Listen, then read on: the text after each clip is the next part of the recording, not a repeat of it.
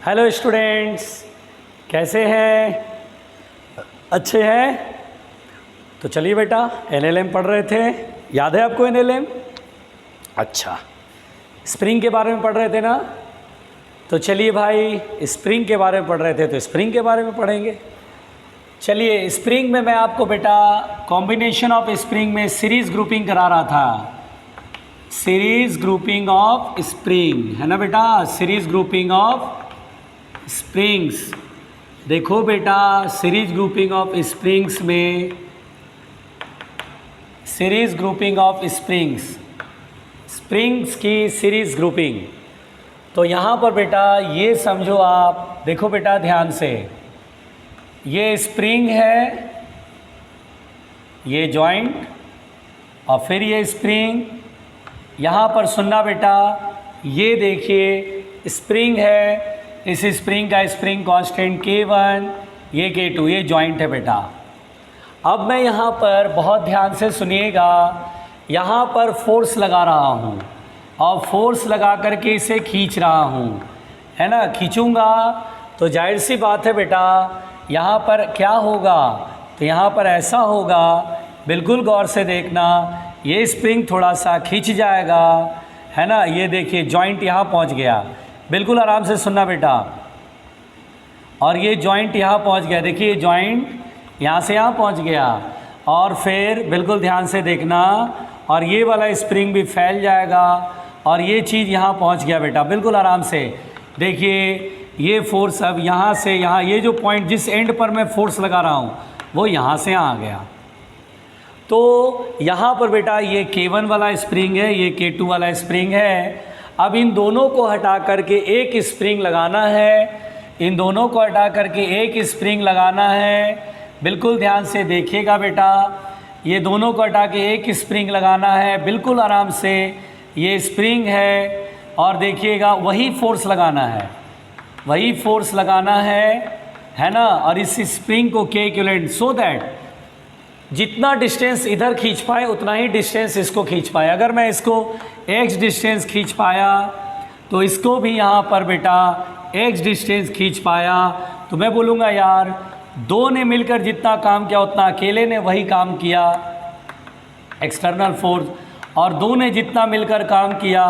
देखिए ये दो स्प्रिंग है और मैं जितना डिस्टेंस खींच पाया, अकेला एक स्प्रिंग लगाया दोनों के जगह पर और वही फोर्स लगाया और उतना ही डिस्टेंस तक खींच पाया, तो मैं बोलूँगा इन दोनों का इक्विवेलेंट ये है, इन दोनों का ये इक्विवेलेंट स्प्रिंग है। क्योंकि दो स्प्रिंग लगे, मैं फोर्स लगाया और एक डिस्टेंस तक खींच पाया। अब दो के बजाय एक लगा दो और उतना ही फोर्स लगाओ और सेम डिस्टेंस से खिसक पाया, सेम डिस्टेंस तक खींच पाए, तो हम बोलेंगे इसे इक्विवेलेंट स्प्रिंग। और इसी का स्प्रिंग कांस्टेंट हमें निकालना है, इक्विवेलेंट स्प्रिंग कांस्टेंट हमें सॉल्व करना है। तो कैसे सॉल्व करेंगे, देखिए ध्यान से। देखो बेटा, मान लो बेटा इसमें एक्सपेंशन है x1, मैंने माना इसमें एक्सपेंशन है x1 और इसमें एक्सपेंशन है x2। बहुत ध्यान से कि जब आप खींचोगे ऐसे तो ये भी थोड़ा सा एक्सपैंड होगा और ये भी एक्सपैंड होगा। तो मेरी बातों को सुनना, मेरे वर्डिंग्स को सुनना, जो मैं बोल रहा हूँ बेटा। तो मैं जो बोल रहा हूँ इसमें कि इसमें एक्सपेंशन सपोज दैट x1, इसमें एक्सपेंशन कितना बेटा x1, इसमें एक्सपेंशन कितना है x2। Very good. अब देखो ये जॉइंट है, यहाँ पर ही रुका हुआ है। अगर इसमें एक्सपेंशन x1 है तो क्या स्प्रिंग फोर्स इसमें इधर लगेगा, K1 x1, सही दिखा रहा हूँ। अगर ये x1 से खिंच गया तो स्प्रिंग फोर्स ऐसे लगेगा ना, स्प्रिंग फोर्स दोनों तरफ लगता है। मैं इस जॉइंट पे फोर्स देख रहा हूँ K1 x1, और ये स्प्रिंग में एक्सपेंशन कितना मैंने माना था, बोलो बोलो x2। तो ये इधर की ओर अपना फोर्स खींचेगा K2 x2 और यहाँ भी खींचेगा K2 x2। भाई ये स्प्रिंग खींच जाएगा, x2 एक्सपेंशन हुआ। ऐसा है कि ये एंड यहाँ से x डिस्टेंस है, तो ऐसा मत समझिएगा कि ये एंड जो ये पॉइंट है इस पर x डिस्टेंस खिसकाया तो ये x एक्सपेंशन हुआ, नहीं, क्योंकि ये खिसकेगा तो ये भी तो फैलेगा। तो यहाँ पर बेटा ये जितना डिस्टेंस खिसका उतना एक्सपेंशन इसमें नहीं, इसमें एक्सपेंशन x2 है। अब देखिए क्योंकि यहाँ पर इक्विलिब्रियम में ये पॉइंट नहीं इधर जा रहा है नहीं इधर जा रहा है, नहीं, जितना फोर्स इधर उतना ही फोर्स इधर।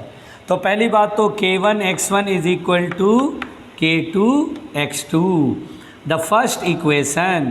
बोलो बेटा समझ में आ रहा है, बहुत आराम से समझना, कंफ्यूज मत होना। तो k1 x1 is equal to k2 x2, very good, कोई प्रॉब्लम तो नहीं है।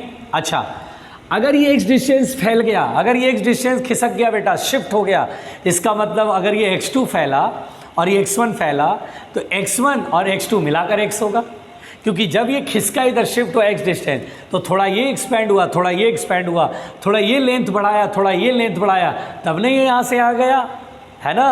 तो x इज इक्वल टू होगा x1 प्लस x2। हम लोग बेटा x2 निकालना चाहते हैं, x2 निकालना चाहते हैं, ध्यान से सुनिएगा। x1 एलिमिनेट करना पड़ेगा, x1 की वैल्यू यहाँ से फर्स्ट इक्वेशन से कितना आएगा, k1 डिवाइड में जाएगा। यहाँ लिख लो x is equal to x1 के जगह क्या लिखूंगा, k2 x2 upon k1 plus x2, घबराना नहीं।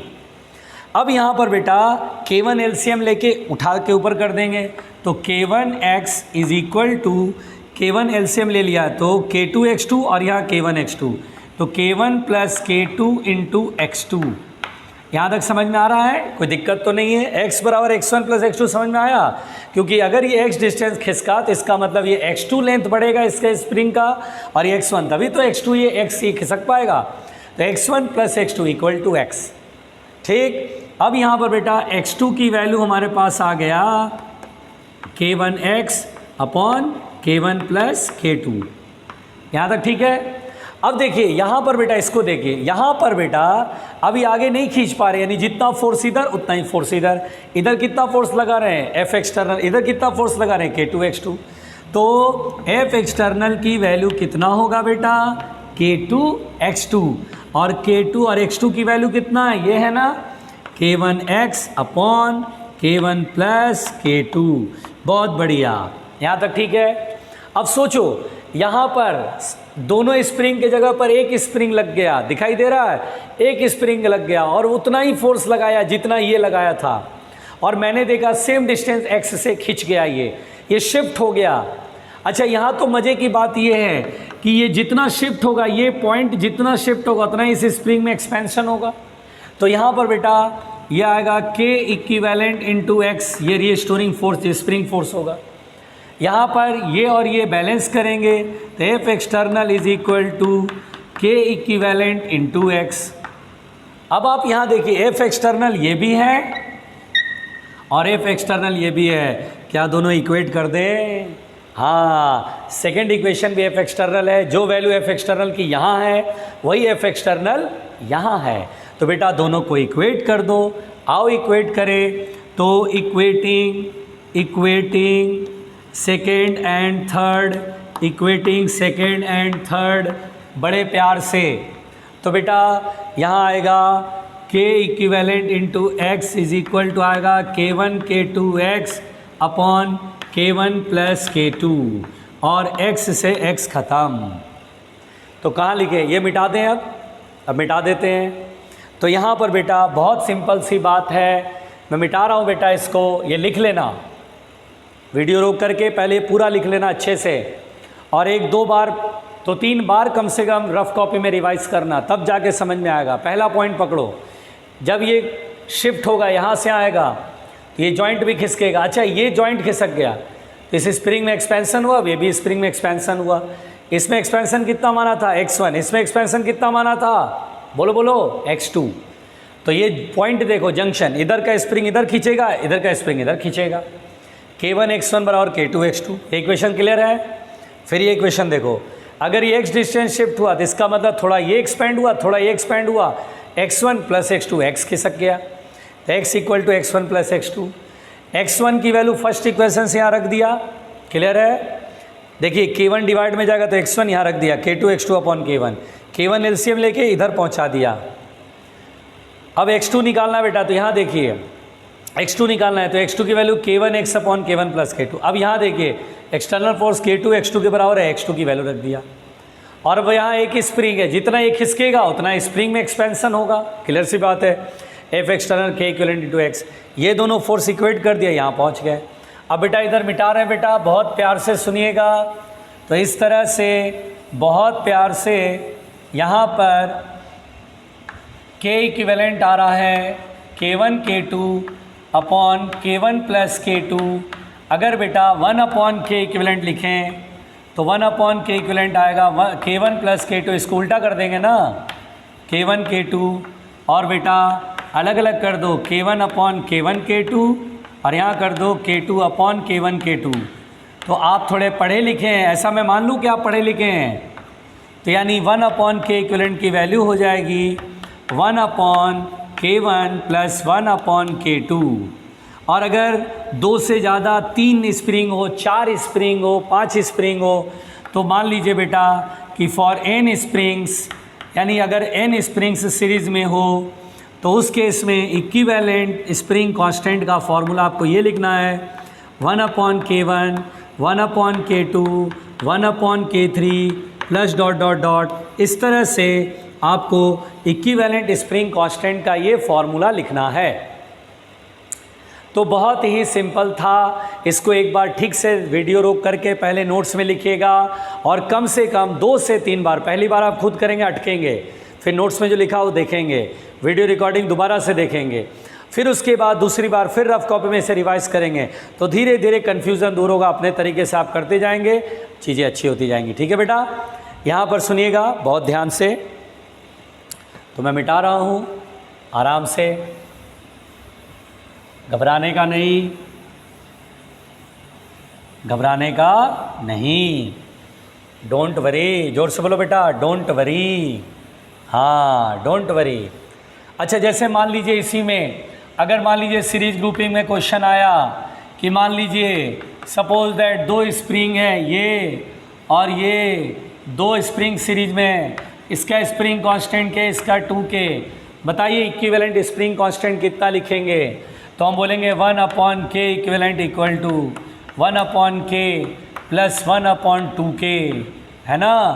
और बेटा देखिए 1 upon K equivalent 1 upon K1, K1 की जगह कितना है K और K2 की जगह कितना है 2K।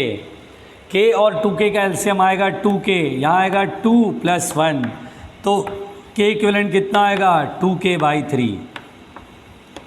तो K इक्विवेलेंट 2K बाई 3। मान लीजिए बेटा, आराम से सुनिएगा, मान लीजिए बेटा बहुत ध्यान से, 3 स्प्रिंग है, बहुत ध्यान से। मान लीजिए K, 2K, 3K। अब बताइए इक्विवेलेंट स्प्रिंग कांस्टेंट क्या करेंगे? तो 1 upon K equivalent 1 upon K plus 1 upon 2K plus 1 upon 3K। आसान लग रहा है? आसान लग रहा होगा, इजी है बेटा। अब यहाँ पर ये K, 2K और 3K, तो 3 2 जा 6, 6 के एलसीएम में यहाँ आएगा 6, यहाँ आएगा 3, यहाँ आएगा 2, तो K इक्विवेलेंट आएगा 6K अपॉन 11। तो देखिए हमने कितने आराम से बनाया, बहुत इजी वे में बनाया।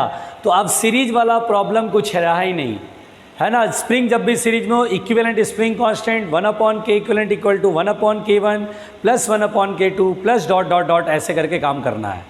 क्लियर हो गया? ये था सीरीज ग्रुपिंग। ठीक है बेटा, अब आगे से कभी भी आए आराम से बना लेना, ठीक। चलिए भाई, मिटा रहा हूँ। अब हम लोग देखेंगे पैरेलल ग्रुपिंग। क्या देखेंगे बेटा? Parallel grouping. देखिए पैरेलल ग्रुपिंग,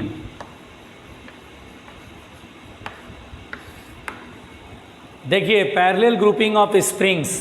जैसे मान लीजिए बेटा यहाँ पर 2 स्प्रिंग है, एक स्प्रिंग ये यहाँ अटैच्ड है और दूसरा स्प्रिंग ये ऐसे अटैच्ड है, और ऐसे करके फोर्स लगाया, ठीक है, K1 K2 एक्सटर्नल फोर्स लगाया। जब ऐसे करके खींचेंगे बेटा, ऐसे करके, तो ये वाला जो लाइन है वो ऐसे जाएगा, दोनों स्प्रिंग में एक्सपेंशन होगा। यहाँ पर बेटा बहुत सिंपल तरीके से अगर मैं इसे खींचूँगा तो ये स्प्रिंग खींच जाएगा, ध्यान दीजिएगा, ये स्प्रिंग भी खींच जाएगा, ध्यान दीजिएगा। अब यहाँ पर ये एक्सटर्नल फोर्स इधर, अगर ये x डिस्टेंस खींच गया तो यहाँ तो बहुत आसान है। अगर ये x डिस्टेंस अगर शिफ्ट हो गया तो पहले स्प्रिंग में एक्सपेंशन कितने का होगा? x का। दूसरे स्प्रिंग में एक्सपेंशन कितने का होगा, x का, सिंपल। तो यहाँ पर स्प्रिंग फोर्स इसमें इधर लगेगा K1x, K into expansion x। यहाँ पर भी स्प्रिंग फोर्स कितना लगेगा, K2x, है ना भाई। अब चूंकि यहाँ रुका हुआ है, जितना फोर्स आगे उतना फोर्स पीछे, आगे लग रहा है F एक्सटर्नल और पीछे लग रहा है K1x प्लस K2x, यही है ना बेटा। इसे फर्स्ट इक्वेशन मान लो। अब दोनों स्प्रिंग को हटा के एक स्प्रिंग लगाओ, है ना बेटा। दोनों स्प्रिंग हटा करके एक स्प्रिंग लगाओ और बेटा उतना ही फोर्स लगाओ। जब ये यहाँ पर फोर्स लगाओगे तो स्प्रिंग एक्सपैंड करेगा, ये अभी नेचुरल लेंथ में है, और यहाँ से क्या होगा, एक्सपैंड होगा। जब ये एक्सपैंड होगा बेटा तो हम देखते हैं कि सेम डिस्टेंस एक्सपैंड हो पा रहा है, एकदम सेम डिस्टेंस एक्सपैंड हुआ। इसका मतलब ये हुआ कि जितना यहाँ एक्सपैंड हो रहा है उतना यहाँ एक्सपैंड हो रहा है। हम बोलते हैं सेम इफेक्ट मिल रहा है। इसका मतलब इन दो का एक सिंगल इक्विवेलेंट ये हुआ। ये दो जितना काम कर रहा है अकेला उतना ही ये काम कर रहा है, तो इसको बोलते हैं इक्विवेलेंट। क्लियर हुआ। तो यहाँ पर बेटा K इक्विवेलेंट टू x, यहाँ फोर्स लगेगा स्प्रिंग फोर्स, ये इसके बराबर होगा F external is equal to K equivalent into x। आ रहा है समझ में, ये सेकंड इक्वेशन। और अब आपको समझ में आ रहा हो कि जो फोर्स ये वही फोर्स ये, क्या दोनों को इक्वेट कर लें तो yes. So this implies K equivalent into x is equal to K1x plus K2x। x से x कैंसिल आउट हो गया। तो पैरेलल में तो बहुत इजी है, जब दो स्प्रिंग पैरेलल में हो या तीन स्प्रिंग पैरेलल में हो तो भैया आज के बाद तो K इक्विवेलेंट आप करना K1 plus K2 plus dot dot dot, simple कहानी। बोलो बेटा आया कि नहीं आया समझ में। ये बहुत ही आसान है, इट्स अ वेरी इजी काम, इट्स अ वेरी इजी काम, बहुत आसान काम है ये। जब दो स्प्रिंग पैरेलल में हो, पैरेलल में तो सीधा K इक्विवेलेंट बराबर K1 plus K2 plus K3 ऐसे करके जोड़ देना। सीरीज में 1 अपॉन करके ऐड करना है, पैरेलल में सिंपली ऐड करना है। नहीं आया नहीं आया नहीं आया सर, मुझे नहीं आया सर, मुझे नहीं आया सर, आप भारी पढ़ाते हो सर, आप खतरनाक पढ़ाते हो सर, फिज़िक्स वाकई बहुत टफ होता है। ऐसा कुछ भी नहीं है, जो आप सोचते हो ऐसा कुछ भी है ही नहीं।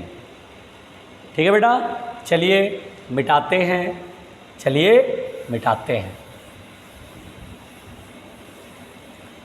डरने का नहीं, जोर से बोलो, डरने का नहीं। हमेशा एक चीज़ मन में फील रखो कि भैया आसान है और मेरे पास हर सवाल का जवाब है, बस चिंता मत करना। मेरे पास हर सवाल का जवाब है, चिंता मत करना, ठीक है ना। सो परेशान होने की ज़रूरत नहीं है। बोलो क्लियर, समझ में आ रही है बात, समझ में आ रही है बात। चलो आगे बढ़े। अच्छा बेटा स्प्रिंग में ही बात करते हैं। अच्छा देखो, ये आपने पढ़ा कि स्प्रिंग है, अपने नेचुरल लेंथ में है, इसका स्प्रिंग कांस्टेंट K। तो ये जो बेटा स्प्रिंग कांस्टेंट K होता है बेटा, बेसिकली स्प्रिंग कांस्टेंट, ये K स्प्रिंग कांस्टेंट कहलाता है, यानी दिए हुए स्प्रिंग के लिए कांस्टेंट होता है, इसकी वैल्यू वेरिएबल नहीं होती है, कांस्टेंट है, इसलिए तो बोलते हैं स्प्रिंग कांस्टेंट। अब बेसिकली क्या होता है बेटा कि K depends upon the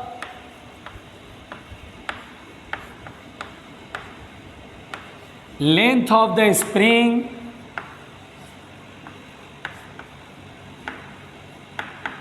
area of cross section of the spring, area of cross section of the spring and the material of the wire।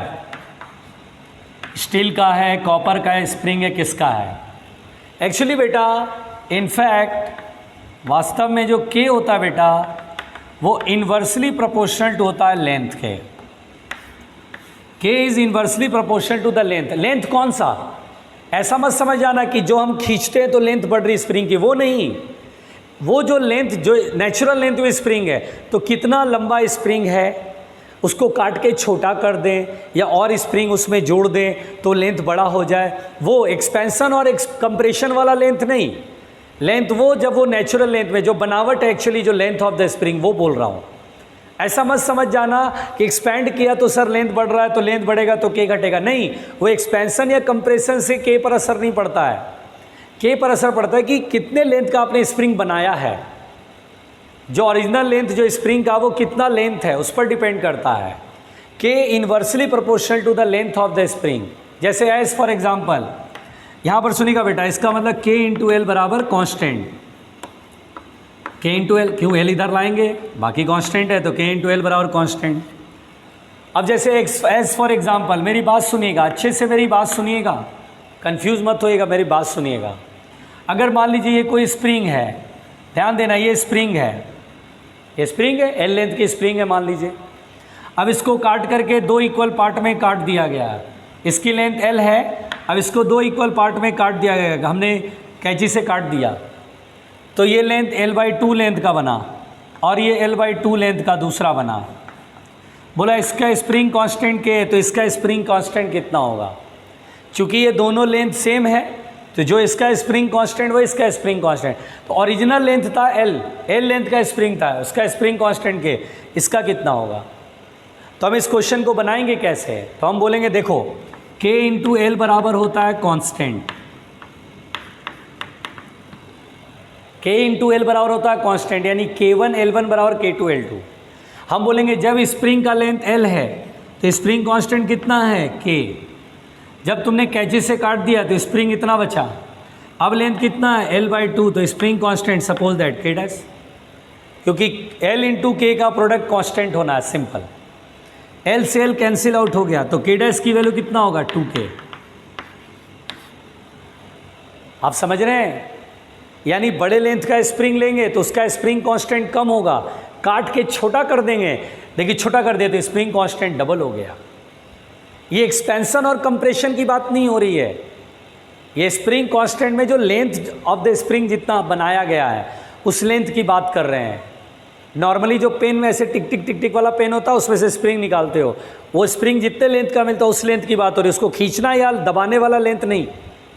जितने लेंथ का मैंने नेचुरल लेंथ में जो लेंथ है वो, जितने लेंथ का मैंने स्प्रिंग बनाया वो, अगर उसको काट के छोटा कर दोगे ना तो वो लेंथ का स्प्रिंग कांस्टेंट बढ़ जाएगा। देखो काट के l/2 करा, यहाँ l/2, इसका स्प्रिंग कांस्टेंट अगर इसका k था तो इसका 2k हो गया। और जितना ज़्यादा स्प्रिंग कांस्टेंट होगा खींचने में उतना ही ज़्यादा ताकत लगाएंगे, क्योंकि ज़रा सा खींचोगे तो स्प्रिंग फोर्स बहुत तेज लगेगा kx के अनुसार। नहीं आया समझ में मैंने क्या बोला। देखो अगर ये स्प्रिंग है, इसको तुमने दीवार से अटैच करा और फोर्स लगा के खींचा तो पीछे रीस्टोरिंग फोर्स kx डेवलप होगा। अब ये वाला टुकड़ा है, छोटा है, ये 2k है, इसको तुम फोर्स लगा के खींचो, x डिस्टेंस खींच दो तो पीछे रीस्टोरिंग फोर्स 2kx डेवलप होगा। देख रहे हो, जितना ज़्यादा स्प्रिंग कांस्टेंट होगा उतना ही स्प्रिंग फोर्स हार्ड हो जाएगा, उतना ही स्प्रिंग फोर्स तेज हो जाएगा। फील करो इस बात को बेटा, इस तरह का क्वेश्चन आएगा, कोई गड़बड़ नहीं करेगा कि अगर कोई स्प्रिंग एल लेंथ का उसको काट के दो इक्वल पार्ट में बांट दे, बताइए प्रत्येक पीस का, प्रत्येक टुकड़े का स्प्रिंग कांस्टेंट कितना होगा, तो बोलेंगे जितना ओरिजिनल उसका 2 टाइम्स कर लो। क्यों भाई, सामने एक्सप्लेनेशन है आपके, आई बात समझ में। चलिए क्वेश्चन इस पे और लेते हैं। चलिए, घबराहट नहीं होनी चाहिए बेटा, सिंपल सी बात है, घबराहट नहीं होनी चाहिए। घबरा गए तो रायता फैल जाएगा, अगर घबराए तो रायता फैल जाएगा। देखो देखो इसको लिख लेना। जैसे मान लीजिए लेट अस सपोज ये स्प्रिंग है, लेंथ एल है और के, इसको काटा गया 1/3 और 2/3 में, 1/3 और 2/3 पार्ट में काटा गया। छोटा है, इसका लेंथ l/3 है और ये दूसरा टुकड़ा है, इसका लेंथ है 2l/3। बोला दोनों का स्प्रिंग कांस्टेंट बताओ। अगर इसका k1 है, इसका k2 है, k1 k2 बताओ। तो बोलेंगे सर वेरी इजी। देखो चूँकि k इंटू एल बराबर होता है कांस्टेंट, घबराना नहीं बेटा। जब l लेंथ है तो स्प्रिंग कांस्टेंट कितना है k, अब लेंथ कितना है l/3, स्प्रिंग कांस्टेंट कितना है k1 मल्टीप्लाई में l से l कटा, k1 की वैल्यू 3k। देखो k1 की वैल्यू 3k, देख रहे हो यहाँ k है तो यहाँ 3k हो गया, 3 गुना हो गया स्प्रिंग कांस्टेंट। गजब का स्प्रिंग है ये, खींचने में गजब स्प्रिंग फोर्स लगाएगा, खींचने में बहुत ताकत लगानी पड़ेगी इसमें। इसका देखो K इंटू एल कॉन्स्टेंट है, ओरिजिनल लेंथ कितना है स्प्रिंग का L, और ओरिजिनल लेंथ L लिया तो उसका स्प्रिंग कांस्टेंट K। अब लेंथ कितना है 2L/3, स्प्रिंग कांस्टेंट कितना है K2, L से L कट गया, K2 बराबर 3 ऊपर 2 नीचे, 3K/2। कमाल हो गया, ये भी बढ़ गया। तो कुल मिलाकर के स्प्रिंग काट के जो जितना स्प्रिंग को काट के छोटा कर दोगे उसका स्प्रिंग कांस्टेंट उतना ही ज़्यादा मिलेगा, उतना ही ज़्यादा मिलेगा। ठीक है, तो ये वाली बात समझ में आई। देखो कितना सिंपल है, स्प्रिंग का कहानी बहुत सिंपल है बेटा, वेरी सिंपल। अगर आप समझो तो बहुत आसान है। ठीक है, चलिए भाई मुंडी को ऊपर करते हैं, मिटाते हैं, इसे मिटा दें। चलिए इसे लिख लीजिएगा बेटा, जो पढ़ाया है सब रिवाइज करना अच्छे से, जो पढ़ाया है सब अच्छे से रिवाइज करना, वरना रायता फैल जाएगा, वरना रायता फैल जाएगा। समझ गए? अब सुनो बेटा ईमानदारी से, अच्छा जोर से बोलो, अच्छा। और क्वेश्चन बनाएं, मिक्स्ड क्वेश्चन बनाते, ठीक है। अच्छा मान लो बेटा क्वेश्चन ऐसे स्प्रिंग में आया कि ये दो दीवार है, बीच में ये ब्लॉक है, इधर स्प्रिंग अटैच्ड है और इधर भी स्प्रिंग अटैच्ड है। ये ब्लॉक का मासे में स्प्रिंग कांस्टेंट K1 और ये K2। इस समय स्प्रिंग नेचुरल लेंथ में है, रिलैक्स्ड है, there is no stretching in the spring, no compression, no expansion. दोनों स्प्रिंग क्या बेटा नेचुरल लेंथ में है। अब मैंने, जोर से बोलो, अब मैंने इस ब्लॉक को इधर से हाथ से फोर्स लगा के एक तरफ खिसका दिया, यहाँ से यहाँ खिसका दिया, x डिस्टेंस खिसका दिया। ऐसे x डिस्टेंस खिसकाएंगे तो स्प्रिंग क्या होगा, कंप्रेस हो जाएगा। कंप्रेस हो गया बेचारा, ऐसे ध्यान देना, ऐसे कंप्रेस हो गया। और ये क्या होगा, एक्सपैंड हो जाएगा। देखिए एक्सपैंड हो गया। और ऐसे हाथ लगा के खिसकाया और छोड़ दिया, तो जैसे ही छोड़ेंगे तो उस समय एक्सेलरेशन फाइंड करना है। जैसे ही छोड़ेंगे उस समय एक्सेलरेशन फाइंड करना, वापस आएगा एक्सेलरेशन फाइंड करना है। तो कैसे करेंगे, है ना, फाइंड एक्सेलरेशन कह रहा है, फाइंड एक्सेलरेशन ए। देखिए कैसे करेंगे, तो सिंपल कहानी, जोर से बोलो बेटा, सिंपल कहानी। आपको अगर अटैम्प्ट करना हो तो आप अटैम्प्ट जरूर करना, ठीक है। ऐसा नहीं कि डायरेक्ट सॉल्यूशन देखें, आपको चाहे तो आप पहले अटैम्प्ट लो। और सिंपल सी बात है, फ्री बॉडी डायग्राम बनाओगे क्वेश्चन सॉल्व। जब यहाँ पर है फ्री बॉडी डायग्राम बना लो और नेट फोर्स बराबर m इंटू ए कर लो, एक्सेशन सॉल्व हो जाएगा। आ रही बात समझ में? चलो मैं बना के दिखा रहा हूँ, देखिए। ये एक्सपैंड करोगे तो स्प्रिंग फोर्स ये अंदर की तरफ खींचेगा, क्योंकि एक्सपैंड हो रहा है, स्प्रिंग फोर्स अंदर की तरफ, K1x, स्प्रिंग कांस्टेंट K1, और जितना ये ब्लॉक खिसकेगा उतना ही एक्सपेंशन हो जाएगा। सिंपल सी बात है, स्प्रिंग फोर्स इस ब्लॉक को अंदर की तरफ खींचेगा ताकि स्प्रिंग नेचुरल लेंथ में आ सके। और ये दब गया, जितना ब्लॉक इधर आया उतना ही दब गया, इधर आएगा K2x। और वेट और नॉर्मल रिएक्शन तो ऊपर नीचे बैलेंस है, उसको क्या दिखाएं, आपको आ ही रहा होगा, वेट और नॉर्मल ऊपर नीचे बैलेंस है। अब इधर की ओर देखो बेटा, K1x और K2x दोनों फोर्स इधर की ओर सेम डायरेक्शन में लग रहा है, तो नेट फोर्स दोनों ऐड करेंगे तो K1x plus K2x equal to MA। So A is equal to होगा K1 plus K2, x common ले लो और मास से डिवाइड कर दो। लो जी, हो गया एक्सेलरेशन। जान देना पड़ रहा है क्या आपको? आसान कहानी है, बहुत इजी कहानी है, बहुत simple, very very simple, very very simple. तो थोड़ा थोड़ा स्प्रिंग समझ में आ रहा है बेटा? घबराना नहीं, बहुत आसान है, परेशान मत होना, ठीक है। चलो, स्प्रिंग की कहानी थोड़ी सी समझ में आई, स्प्रिंग की कहानी थोड़ी सी समझ में आ गई। और क्वेश्चन बनाए, और क्वेश्चन बनाए क्या? अच्छा चलो और क्वेश्चन बनाते हैं। अच्छा बेटा, अगर मैंने कहा ये लिफ्ट है, मैंने कहा ये लिफ्ट है, और इसके छत से स्प्रिंग लगा है और लिफ्ट ऊपर की ओर एक्सेलरेट हो रहा है, तो बोल रहा है find expansion in spring.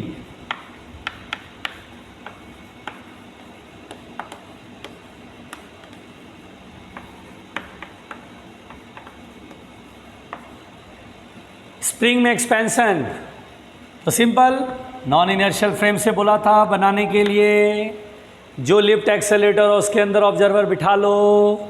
Very simple, जोर से बोलो, वेरी सिंपल। अब ये आदमी इस पर फोर्स देखेगा, mg नीचे, स्यूडो फोर्स भी नीचे, और स्प्रिंग फैल जाएगा तो रीस्टोरिंग फोर्स ऊपर। स्प्रिंग वेट और स्यूडो कैसे नीचे आएगा ब्लॉक, स्प्रिंग एक्सपैंड होगा, स्प्रिंग जब भी एक्सपैंड होगा तो स्प्रिंग फोर्स अंदर की तरफ, ये बताया हुआ बेटा। अब जितना फोर्स ऊपर उतना फोर्स नीचे, चूँकि आदमी इसको रेस्ट में मानेगा, mg प्लस ma और x इज इक्वल टू आएगा, m कॉमन ले लो, g plus a upon k। लो जी, हो गया जी। डर गए? आसान है, इट्स अ वेरी आसान। ठीक, चलो भाई चलो, चलो भाई चलो। आप भी पूछ रहे होंगे कहाँ चलो, चलो मतलब आगे बढ़ो, सिलेबस में आगे बढ़ो, डोंट वरी, चैप्टर में आगे बढ़ो, है ना बेटा। आओ मिलके बनाएं, आओ मिलके आगे बढ़ें। चलो देखते हैं भाई, देखते हैं, देखते हैं भाई, देखते हैं। अब है स्प्रिंग बैलेंस। क्या है बेटा? Spring balance. Spring balance, what is spring balance? बताओ क्या हो सकता है spring balance? Spring balance is used to measure the weight of an object. ये मास नहीं, वेट मेजर करता है। ये मास नहीं, वेट मेजर करता है। बहुत ध्यान देने वाली बात है बेटा। Physical balance measures the mass of an object. जो तराजू लेते हैं, जो सब्जी की दुकान पे तराजू लेते हैं ना, जो इधर और इधर दो पैन होते हैं, इधर बाट रखते हैं, इधर आलू रख देते हैं, तोल देते हैं, वो मास मेजर करता है।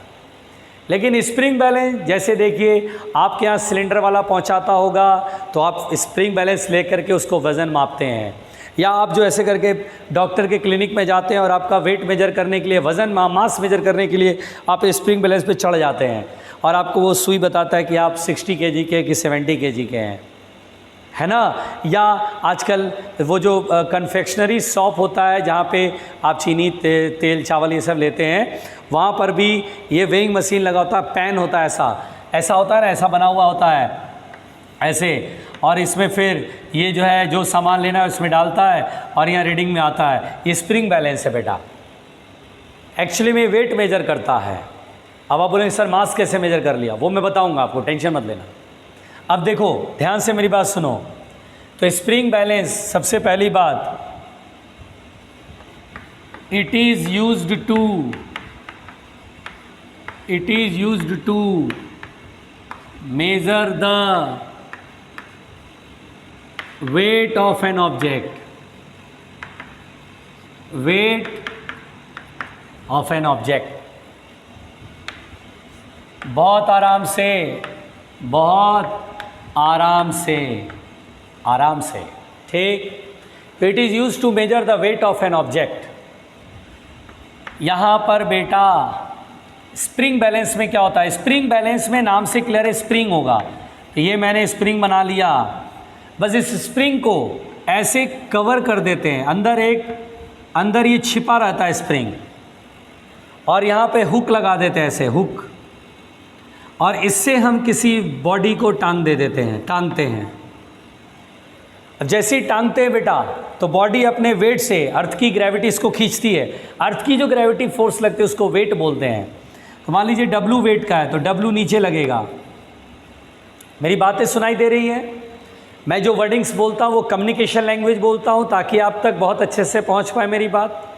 आप अच्छे से सुन पाएंगे तो फिजिक्स में कॉन्सेप्ट भी अच्छे से बन पाएगा। तो मेरी वर्डिंग्स को बहुत ध्यान से सुनिएगा। तो मैंने एक बॉडी को टांगा, वेट नीचे लगेगा, वेट नीचे लगेगा तो वेट के ऐसे बॉडी नीचे जाएगा, जैसे ही नीचे जाएगा तो क्या स्प्रिंग खींचेगा? यस, स्प्रिंग एक्सपेंड होगा, और जैसे ही एक्सपेंड होगा तो स्प्रिंग फोर्स ऊपर जनरेट होगा। क्यों? स्प्रिंग एक्सपेंड होगा तो स्प्रिंग फोर्स क्रिएट होगा ना इसके अंदर। स्प्रिंग फोर्स क्या करेगा? स्प्रिंग को नेचुरल लेंथ में लाना चाहेगा, इसलिए इसे बोलते हैं रीस्टोरिंग, रीस्टोर करना चाहता है लेंथ को। तो वेट कैसे नीचे आएगा? तो स्प्रिंग फोर्स ऊपर। तो स्प्रिंग बैलेंस की जो रीडिंग होती है बेटा, कभी भी आपको बोले reading of spring balance, reading of spring balance,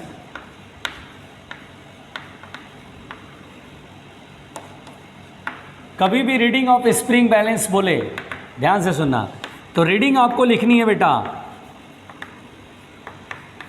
spring balance को इस बात से कोई मतलब नहीं है कि आपने वेट टांगा या अपने हाथ के ताकत से खींच दिया या ऐसे स्प्रिंग बैलेंस को ऐसे करके खींच दिया। स्प्रिंग बैलेंस को इन बातों से कोई मतलब नहीं है।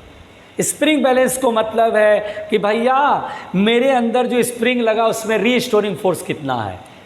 ये तुम वेट टांगते हो, स्प्रिंग फोर्स जनरेट हुआ, अगर स्प्रिंग फोर्स जनरेट हो गया, स्प्रिंग फोर्स क्रिएट हो गया, तो जो रीडिंग होती है वो स्प्रिंग फोर्स के बराबर होती है। यानी स्प्रिंग फोर्स जितना डेवलप होगा वही रीडिंग होती है। सिंपल कहानी। अगर आप ये बॉडी को तुमने टांगा या तुम लटक गए या तुम अपने हाथ के ताकत से खींच दिए, इसको कोई मतलब नहीं है। इसको मतलब अपने स्प्रिंग फोर्स से। स्प्रिंग में एक्सपेंशन हुआ, स्प्रिंग फोर्स क्रिएट हुआ, अरे स्प्रिंग फोर्स क्रिएट हो गया यार ये रीडिंग देगा, और जो रीडिंग आएगा वो स्प्रिंग फोर्स के बराबर आएगा। आ रही बात समझ में? इसीलिए इसकी जो रीडिंग आएगी वो न्यूटन में आएगी। किस में आएगी बेटा? बोलो, स्प्रिंग फोर्स है, फोर्स के साइन न्यूटन ही तो होगी।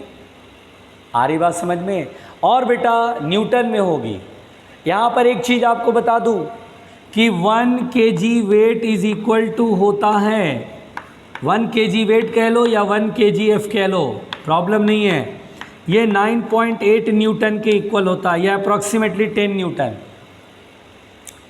तो जैसे मान लीजिए लेटस सपोज, अगर मान लीजिए रीडिंग आया,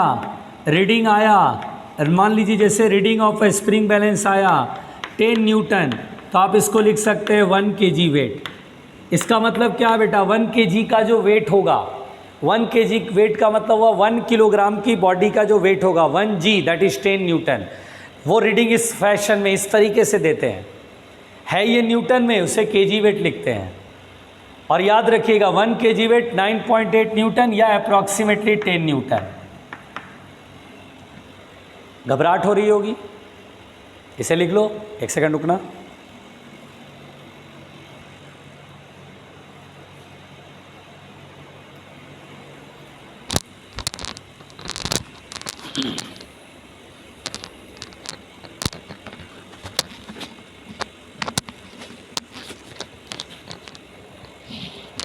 ठीक है बेटा, तो इसमें आगे की बात हम कल करेंगे। स्प्रिंग बैलेंस पे बात चल रही है, इसको एक बार ठीक से पढ़ लेना, रिवाइज कर लेना। जितनी बातें आज बताया मैंने पूरा अच्छे से ढंग से, ठीक है ना? गड़बड़ करोगे रायता फैल जाएगा। और कल मैं क्वेश्चन कराऊंगा, कल मैं इम्पल्स करा करके फिर मैं क्वेश्चन कराऊंगा, और क्वेश्चन कराऊंगा तो आपसे धड़ल्ले से क्वेश्चन बनने लगेगा। बात समझ में आ गई? तो बस यहीं तक पढ़ा रहे हैं आज, और स्प्रिंग बैलेंस अभी चल रहा है, कल और पढ़ाएंगे। आज आप रिवाइज कर लीजिएगा। Okay, thank you.